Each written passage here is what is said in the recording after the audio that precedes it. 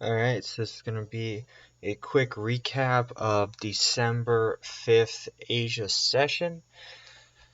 So basically what I did was I looked through all the charts on the 4-hour time frame, got a view of what looked the best, and that was Euro USD, AUD JPY, and GJ.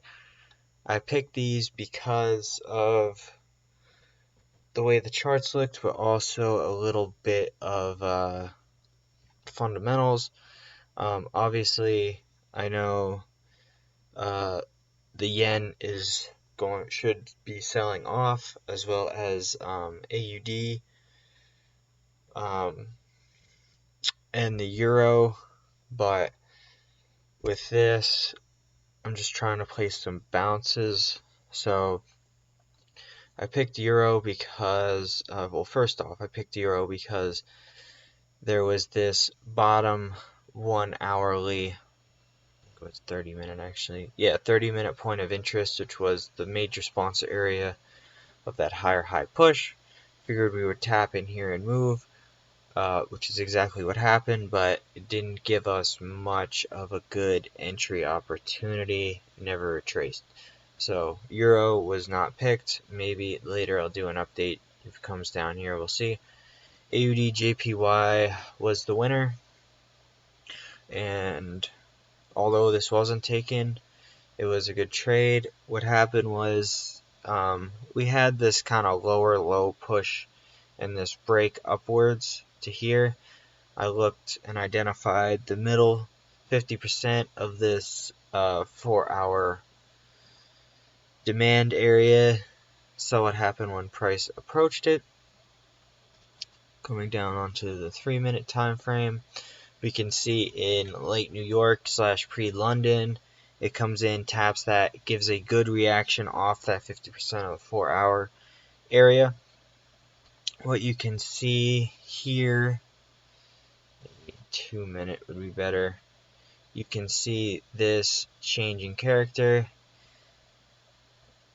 It retraces, taps that, and you get a break of structure through here. I was looking to enter off of this area. Get rid of that. So you could have entered off of this area, but it would have been wrong. And even on the 1 minute, we didn't really get much of a slowdown coming into this zone. So you would have had to probably take a loss here and then get in on the more range extreme area, or waited for this break of structure first. So you could have even waited for a tap, that break of structure, and then this break of structure, and got in after. And oh, come on.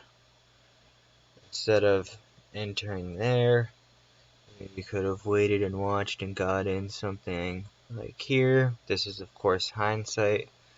Nice 1 to 6 so far. So that was the real winner. I think what gave this one away was the real aggressive rally away from the 50%. You can see there's a very clean rejection, and price just came back, mitigated. I think some of this imbalance probably came back. That's why this area in here was kind of foolish, because you still had all this imbalance in here that needed to be mitigated. Probably why it wicked down there and rallied away. But if you would have put in 2 entries, you would have been fine on this one.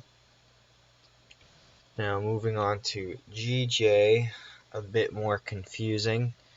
So what we have is we have this kind of lower low push, and you're trying to enter, I guess, off order flow on the very range extreme, and not the best point of interest, as it's not even a 4-hour, it's really only a 30-minute at the range extreme, and we don't really have any good break of this trend upwards, but it does start to slow down coming into this point of interest here. So then over the late New York, early Asia, we see this big impulsive break of structure, this kind of push down, right? So I was thinking this was that break of structure, retested it, came down. You could have entered off here or off here, right? Off of here, which is a break of structure, and off of here, which is a change of character sponsor areas. This one, it came very aggressively up into this area and broke it. So we weren't really looking to enter there, coming into it too aggressively. That would give you this area, which would be better because there's imbalance here. You could have entered off that, and you would have gotten stopped out at break even. So if you have taken both of these trades, you would have had a nice 1-6 at least, and a break even on GJ. So I guess keeping the point of interest areas in mind would have helped you miss out on the losses, and maybe going with the one with the better higher time frame point of interest would have given you a better trade, especially this one. GJ is relatively daily bullish, but kind of in a range, whereas AJ is a bit ugly on the macro, I must say, but it's coming into these lower extremes, and reversing already showed some reversal, so it has a bit more momentum, whereas GJ kind of doesn't have all that much, especially from the macro. This didn't sponsor anything significant, whereas this one did. It broke that structure, slower trace back. So that's about it for this session. We'll see what happens. Maybe we'll need an update. So yeah, this is closing up here. Not ideal.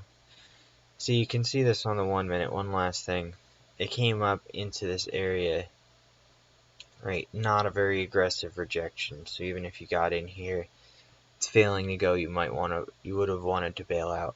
Then it starts closing above this 50% here, and not rejecting. Not ideal. Plus, it's just very aggressive up into here. No liquidity formed. So, all right. With that, that's this Asia session.